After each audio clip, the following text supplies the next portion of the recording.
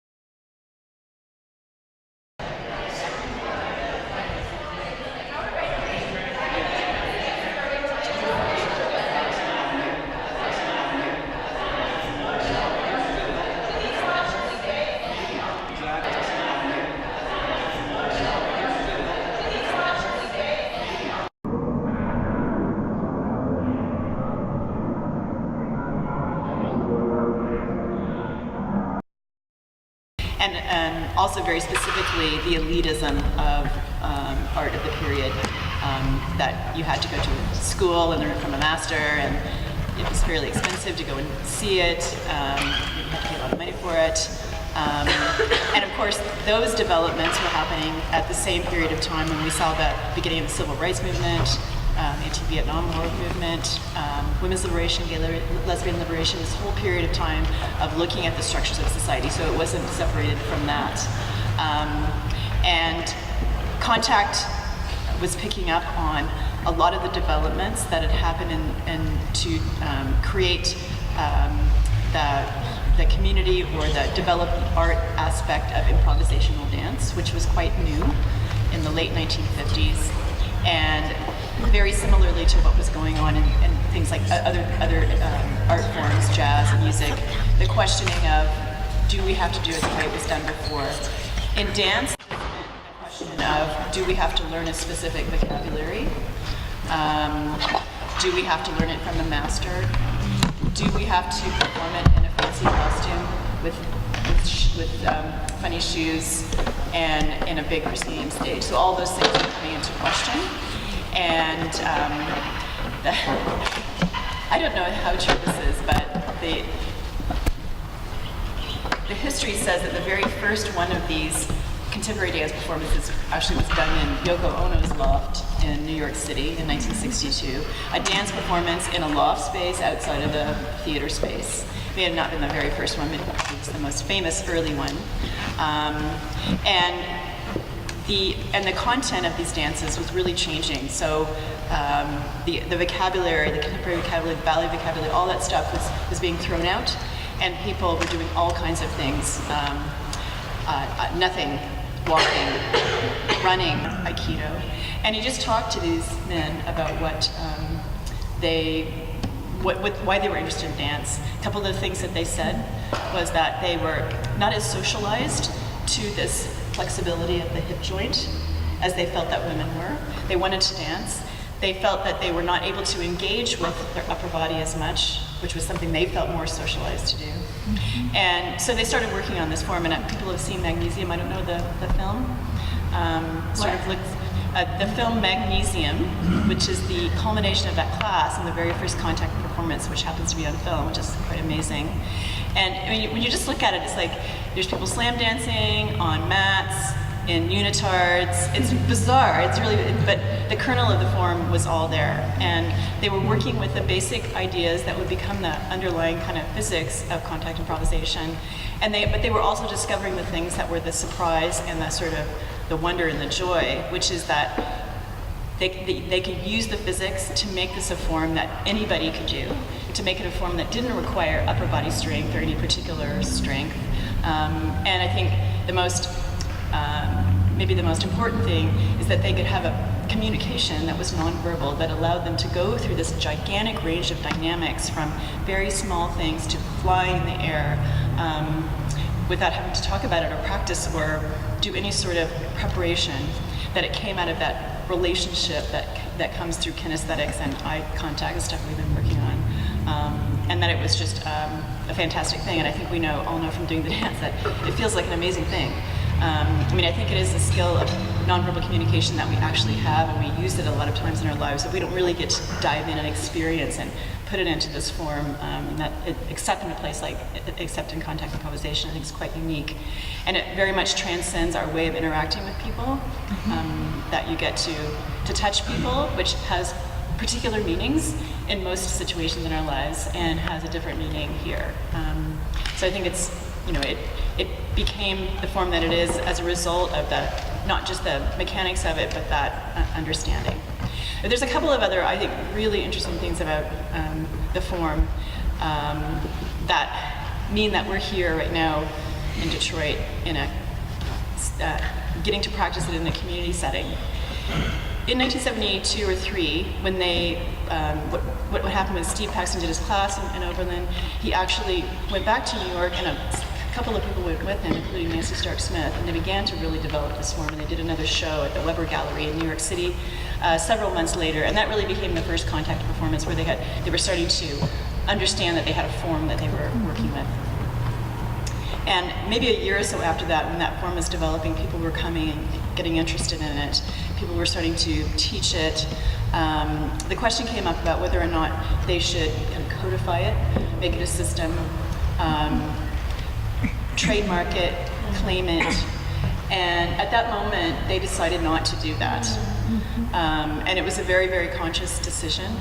And they did it because they did not want to replicate the sort of elitism of dance before. They were very, very, it was very important for them to keep contact as a community form. And they sort of, at that moment, because there was no school of contact, because it was happening in the community and not just the art space, I think the jam became one of the main ways that it is practiced and continued here and all over the world. And my feeling is that the reason that it's also become really popular in the 40 years, the reach of this form, it's amazing. And it took the whole 100 and something years of contemporary dance to get this much of a reach that contact has gotten this quickly. And I think it's partly because they haven't codified it, they haven't made it exclusive, it's very accessible. And at the same time, if people have gone to jams in other places, or you come from somewhere else up here to a jam, the integrity of the form all over the world is incredible. You can go to Hong Kong and go to a contact jam, and it will be much like this. Parts of South Asia, parts of Africa now, and all over South America. Very, very popular there. So the form has an incredible integrity. It's been able to find its way into different cultures and areas, and that's why people are spreading it. And it's kind of through that care that we take in teaching the basic ideas of it and creating the community around it that I think is also what really supports it. And also I think it's the form, because it's based on the physics of the body. You don't have to learn specialized movement, so that everybody can do it. You can learn it fairly quickly. It takes some practice to be able to do it really well. And I think in that way it's incredibly unique form. And I wasn't sure in the last while whether it would continue to have resonance for people, but it does seem to have resonance. I mean, I would say that in terms of who does it in North America, it's mostly middle-class people, mostly white people. Still, there is some development and diversification. It's become available through university dance programs now, and I teach it in theater departments as well. It's becoming a little bit more, it really has infused the aesthetic of dance, and it's informed other techniques like the axis syllabus, and people are aware of the axis syllabus. It's more popular, I think, in Europe. And watching the dynamic of gravity, you can see that in all kinds of ballet work these days as well. So it has been very influential. But I think the form that the community aspect of it is also incredibly important to keeping it going and moving, so that almost every contact event is a mix of people who may be working with it professionally and also maybe working with it as their personal recreational thing. And in that way, I just think it's really unique history. So I don't have too much more to say, and I just would love to have people comment or talk about that or add something in. And I just would hope that people will carry this history with them a little bit, so that we can keep this as it is, because it would be easy for it to get lost. I know that there's talk of writing the history down. Some of this is available in a book called Sharing the Dance. Some of it is available in tiny bits and pieces in the Contact Quarterly. But it would be great to pass this on. I think it's such a fantastic gem that we have. Yeah, we don't do Q&As, discuss. Where did the name first emerge in that Oberlin, New York transition? I think that was Steve Paxton, and I can't remember the details, so that's a really good question. I guess I'll have to Google that one. I think it was Steve saying, well, it looks like we're doing contact and it's improvisation, contact improvisation, something very sort of, they didn't sit down and think about the name, it was just like, what are we going to call this? Okay. What were you going to say? I was wondering if you knew if there was any overlap with the Fluxus movement, since you mentioned Yoko Ono and the 60s and New York and stuff. Sorry? If you're familiar with the Fluxus movement, I was wondering if there was any overlap in terms of the ideas and dancing. I think there was an incredible amount of cross-pollination in the 60s. So there's, John Cage working with Merce Cunningham, and I don't know specifically about Plexus personally, but I do think there was an incredible cross-pollination during this era of the post-development of postmodern dance, that those dancers were working with lots of other artists at the time. Can you say really briefly what Plexus is? It was kind of a really similar idea, but more so in an art sense. So like an anti-art, non-art sort of movement that Yoko Ono and John Cage were both sometimes involved in. So it was mostly like visual art or little like one-sentence scores to do a piece that anybody could do. But there were also, I'm not that familiar with it, but I think there were also really improvised musical, dancey type things going on. I'm not that familiar with it. There's actually an exhibit at the University of Michigan Art Museum. There's always this exhibit right now. It's really worth seeing. Lexus, how do you spell it? F-L-U-X-U-S. F-L-U-X-E-S? U-S. U-S. F-L-U-X-U-S. Yes. Thank you. I really like in Contact how the steps, the idea that there are steps was thrown out the window, because for about 6 years I never went to any glacier. I just came and I just felt welcome, and I didn't know the people and I didn't know how to do it, and I didn't feel like I had to know anything, and that felt like a really a way to keep it real community based, and I think the challenge and the sort of beauty of it was that there wasn't some sort of real way to do it.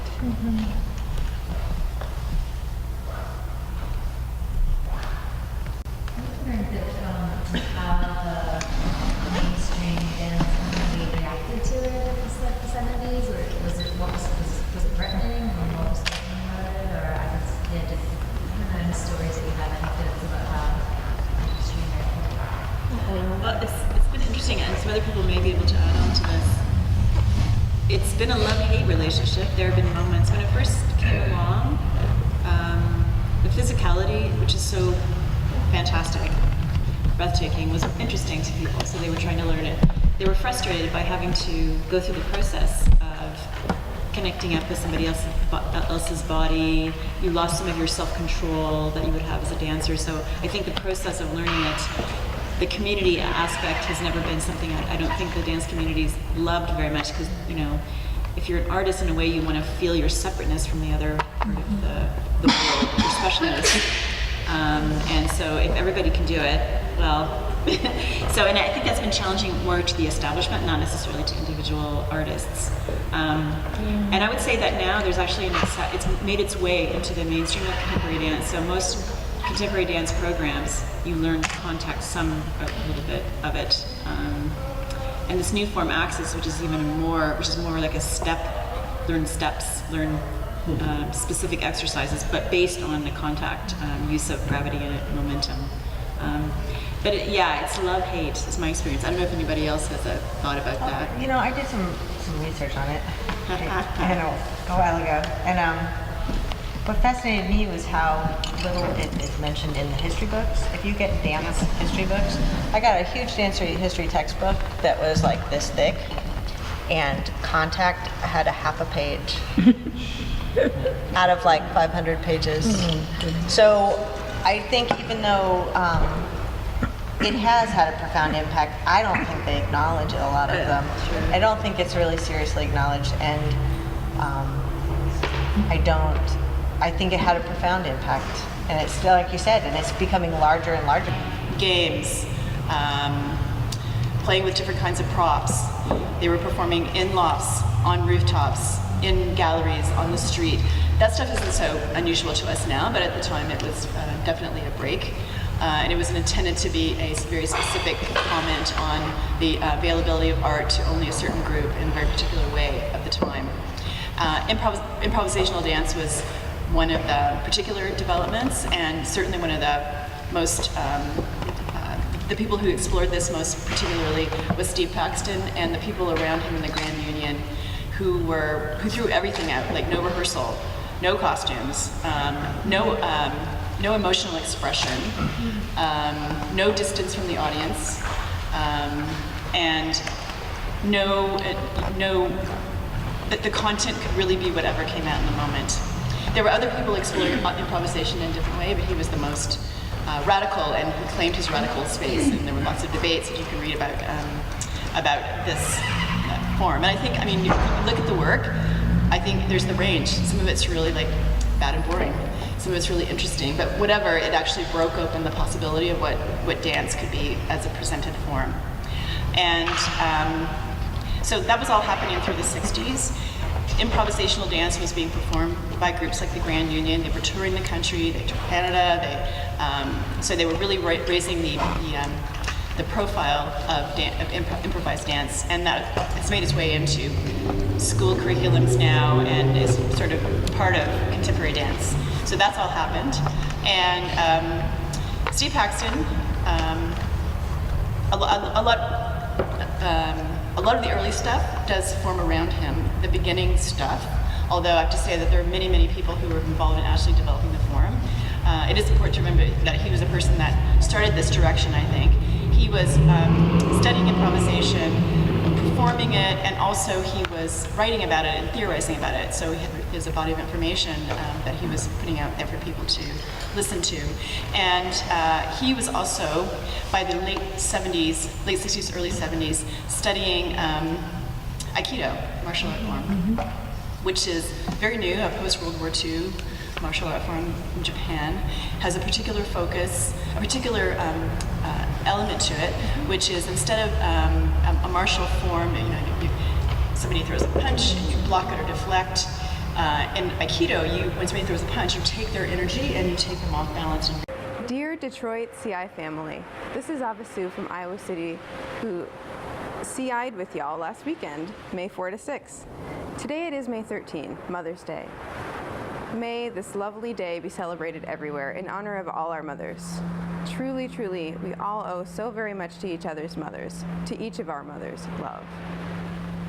I hope this has been a great day for everyone. It's been for me, as what I've got cooking for the CI in Detroit, May 4 to 6 a week ago, already began to present, to me at least, some rare footage of this unique form of live sculpture of humans dancing in synchronicity. Explaining the subject, since everyone is already a member of the CI dance family, for lesser or more years doesn't matter, we've already experienced CI as dance of synchronicity, yes? Because in dance of CI, we contact to support, then contact to combat or to kill. A totally opposite idea for the conventional soldier who's trained to combat and destroy enemies. But as we dance CI with our bodies, we aren't looking to destroy or harm. We are only contacting to support and help one another move onward gracefully, preventing harm all we can. As we explore the CI dance form together, we often find new ways of moving our own and others' bodies due to our concern with synchronicity, contacting but never harming. We even get to swim like fish sometimes, or take flight as birds in air just for an instant. Yes, we humans together can move beautifully, even defying gravity at times. CI being free of specific steps we must take together, we find new ways of shifting, moving our bodies, possibly more efficiently. CI must let each of us dancers be ourselves and move as we possibly can around other bodies and harming none. However, the dancer's concern in CI is not diminishing the opposite side to zero persons, but to dance in the most harmonious ways as to make all our CI sessions most alive and rich in activities, many of which can be quite varied in form and style, or be similar in some ways. Nevertheless, each dancer participating in the CI session includes his or her movements as part of CI, contact improvisation, that's being done. No line is drawn separating the dancers and the pedestrians. Any move a human makes in public is acceptable as a dance move in CI. We thank Steve Paxton for his democratization of dance. Thus, the vocabulary of CI dance moves are as varied as there are dancers. We as people must become aware that we each is capable of moving, and thus dancing contact improvisation. It is true, though, that we might learn some techniques from other CI dancers to enhance our CI danceability, in group or in solo. But one is never alone. There are always real-life things with which one can contact improvise, be they objects, persons, animals, plants, birds, fish, music, images of live animals, etc. The answer to possible CI moves is open, not closed like ballet. An open set has unlimited numbers of elements, while a closed set has only a limited number. Happy Mother's Day, everyone.